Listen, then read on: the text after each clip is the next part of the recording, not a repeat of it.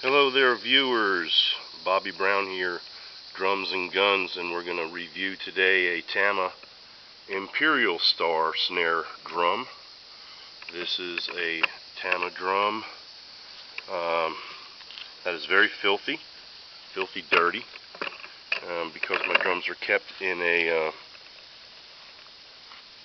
showroom type display case. They tend to get dusty and dingy, but that's going to make for another review. I'm going to show you how I clean my snare drums and how to preserve the finish a little bit better. But today we're just going to kind of look at this thing.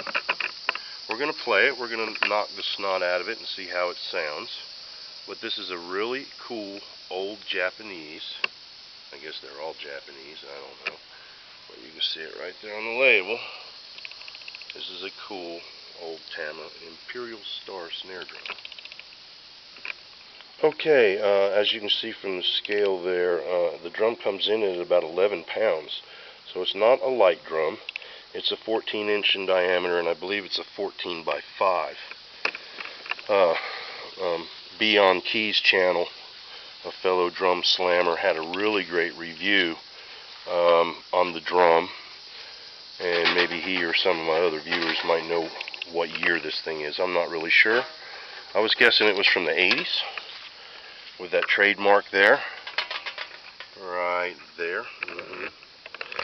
But maybe if some of the viewers know more about the history of Tama, they can let me know what this thing is. I do know it sounds good, and let's go hit it right now.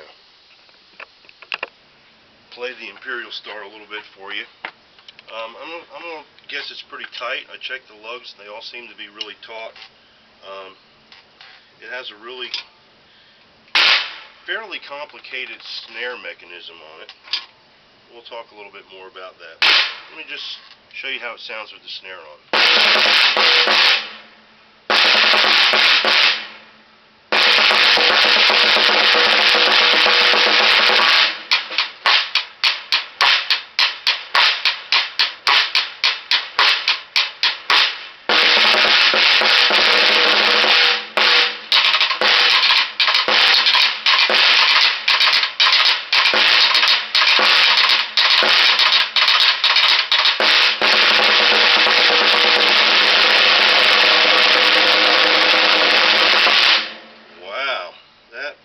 Is a firecracker. Okay, back outside here with the Tama Imperialstar, and you can see that it does have an internal mute, which is kind of cool. I always kind of like these internal mutes. Most drums don't have them today, and everybody uses moon gel, or like me this past weekend I had to use some other means because I left my moon gel at home. But it has an internal dampener, which is really cool, and it works great. Like I was saying, the snare mechanism is a little complicated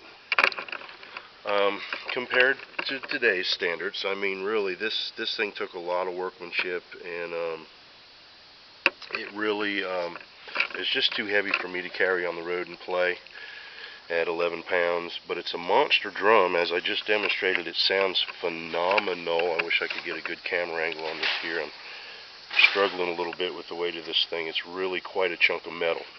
So if there's any Tama historians out there checking this video out, please give me some feedback on the year, model year, what this thing might be. It sounds phenomenal. It really does.